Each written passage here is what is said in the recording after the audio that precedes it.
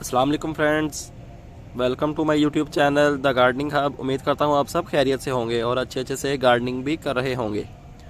तो आज की वीडियो में मैं सनलाइट के बारे में बात करूँगा। सूरज की धूप जो है उसके क्या क्या बेनिफिट्स होते हैं हमारे प्लांट्स के लिए, तो उन पे आज हम बात करेंगे। तो आए अपनी वीडियो जो है वो स्टार्ट करते हैं।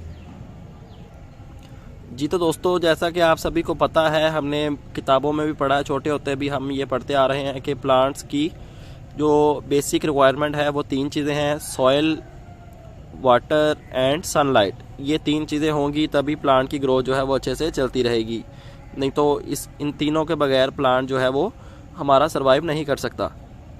तो आज हम जो है सनलाइट के बारे में बात करेंगे कि सूरज की धूप और सूरज की रोशनी जो है प्लांट के लिए कितनी फ़ायदेमंद होती है। तो जैसा कि आप देख सकते हैं, ये सामने फ्लावरिंग प्लांट्स पड़े हुए हैं आपके।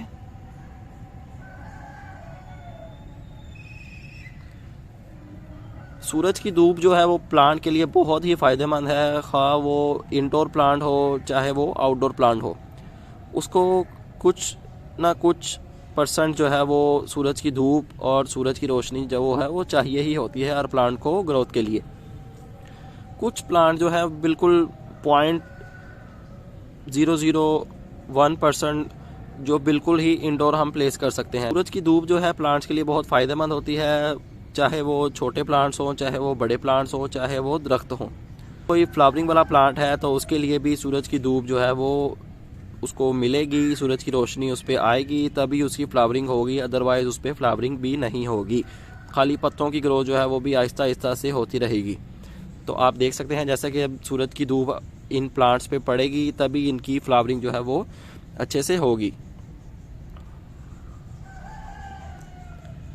तो फ्लावरिंग के लिए जो है सूरज की धूप होना लाजमी है। अगर तो आप चाहते हैं कि ज़्यादा फूल लगें आपके प्लांट पे, तो आप जो है प्लांट को फुल सनलाइट में रखें।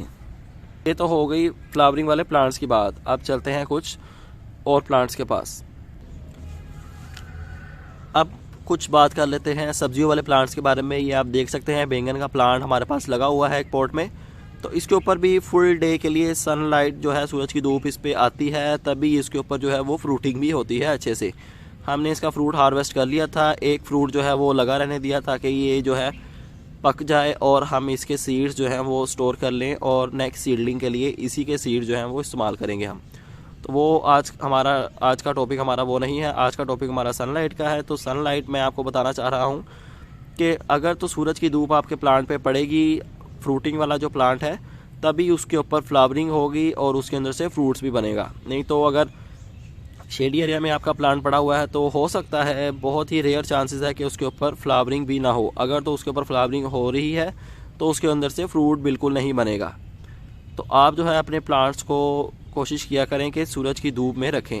गर्मियों की सूरज की धूप जो होती है, जून जुलाई के महीनों की बहुत ज़्यादा तपिश वाली धूप, तब हमें प्लांट्स को थोड़ा सा जो है ग्रीन नेट के नीचे रखना चाहिए, नहीं तो उनके पत्ते जो हैं वो बर्न होना स्टार्ट हो जाएंगे। सूरज की धूप उन्हें जून जुलाई के महीने में भी चाहिए होती है प्लांट्स को, लेकिन ज़्यादा नहीं, क्योंकि सूरज की रोशनी उन दिनों काफ़ी तेज़ और काफ़ी जो है वो गर्म होती है। तो अगर उन दिनों में हम अपने प्लांट्स को फुल सनलाइट में पड़ा रहने देंगे तो हो सकता है कि हमारे प्लांट्स जलकर मर जाएं।